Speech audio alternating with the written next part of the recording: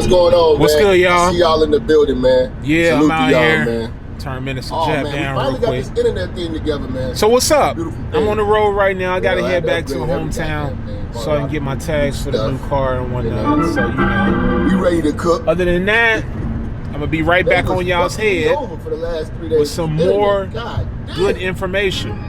But we back. I wanna say something right here. I just got a phone call from a friend, well, from a guy I grew up with. Let's just say that. From a guy I grew up with. We used to be in a singing group together, and you know, we used to hang out with each other. We did a lot of stuff, you know what I'm saying, together, you know. And I spent a good amount of time with this person. But I guess throughout the years, you know, you grow apart from people. And I think that's what the case was here. So we had our ups and downs as youth, you know, where we would be cool, really close, and into that we would kind of be standoffish towards each other. Just because we, I guess, I don't know, I'm not going to say we were so much alike, but we just had differences of opinions. And, you know, we had strong personalities. But I just get a phone call from this guy. And it was weird as hell. It was really weird. But, you know, it taught me a lesson. And, you know, it really taught me a valuable lesson. So I get a phone call from him. I'm on the road right now. I'm rolling to Cincinnati. And I get a phone call from him. And, you know, he starts the phone call off saying, you know, hey, I want to congratulate you. Seems like, you know, you've pretty much built out a niche, you know, on your endeavors for, you know, speaking your mind on political issues and, you know, things like that on YouTube. So I'm like, all right, cool. You know, hey, appreciate it. So then he quickly goes into, but, you know, I really want to tell you that some of the stuff that you're saying is bullshit. So I'm like, okay, we go from pleasantries and, you know, talking to each other in a pretty friendly type of way to, I want to tell you that the shit you're talking about is bullshit. So then he goes on to, yeah, you know, back in the day, you know, if we ever got into a fight, you know, I would have whooped your motherfucking ass and all this other stuff, you know. So I'm just really confused now because I'm like, okay, you started off congratulating me, then you go into saying I'm talking bullshit, and then you go into talking about, you know, us as young adults, you know, in our early 20s, how, you know, you would have beat the shit out of me. So I'm like, okay, where's this coming from? So then he tells me, you know, yeah, he's drinking on vodka. So I'm like, where you at? You driving? He's like, no, I'm at the house. So I'm like, all right, cool. So you sitting down, you drinking some vodka, you know, you getting your taste on. Cool. But he goes on to start getting extremely angry after that. You know, when he's telling me he will whoop my ass, of course, you know, no one's going to just say, yeah, you're right, bro, you would have whooped my ass. So I'm telling him, like, bro, you ain't got no hands. You don't have no hands, whatever. So I'm thinking that we're just joking around with each other. Even though I'm confused as shit, thinking we joking around. But then he goes into a rage. He goes into a roid rage. Like, I would have whooped your ass. Yeah, I'm telling you, if we was to get together, if we was to fight right now, I'm trying to tell you, I wouldn't spare your mama no tears. I'd kill you. I'd straight kill you. I'd make your wife, what do you say? I'll make your wife a widow and your son a bastard. I wouldn't spare your mama no tears.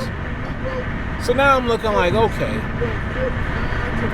And that's when my higher thinking, my higher self really kicked in.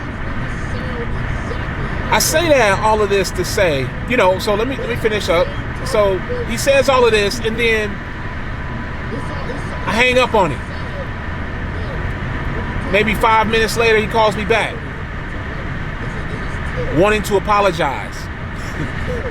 Wanting to apologize now, saying, talking real soft and slow, that I may have said some things that were totally out of line, and for that I want to apologize to you. And so then I go into, well, look, man, I get that you want to apologize and everything, but first, you know, don't ever talk about my wife or my kid. Second, what does fighting and you fighting me back in the day have to do with right now? So then he goes into, well, I apologize for saying that. I shouldn't have said that, but if we did get into a fight, you know, I would definitely bet on myself. You know, I definitely would bet that I would kick your motherfucking ass. So I just hung up on him. I said, you know what, this guy's bugged out. He's bugged out. Obviously, mental health is definitely kicking his ass. And obviously, he probably got like 3 or 4 personalities that he's working with right now. I probably only met probably 3 of them. He probably got 5 or 6.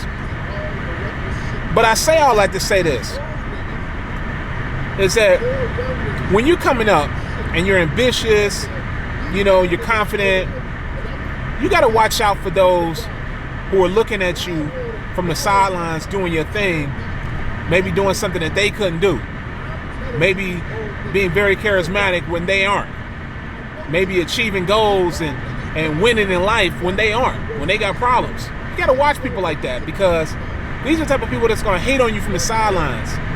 Now, I did a lot with this guy. Like, we sang in a group together, and, you know, we traveled and did all this type of stuff, did shows together and stuff.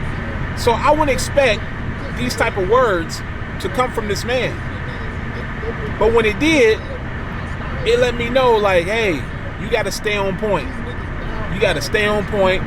You can't slip and just get lackadaisical with people, especially when you haven't been around them or in their presence, you know, in years.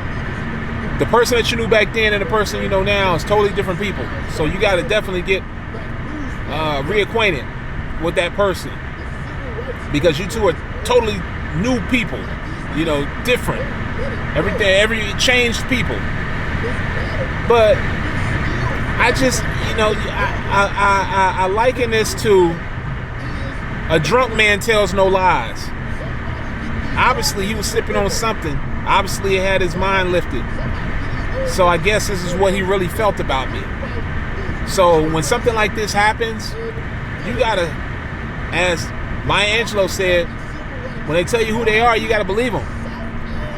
You know, I gotta believe that this guy wants to do bodily harm to me, and he doesn't really like me or care for my well-being.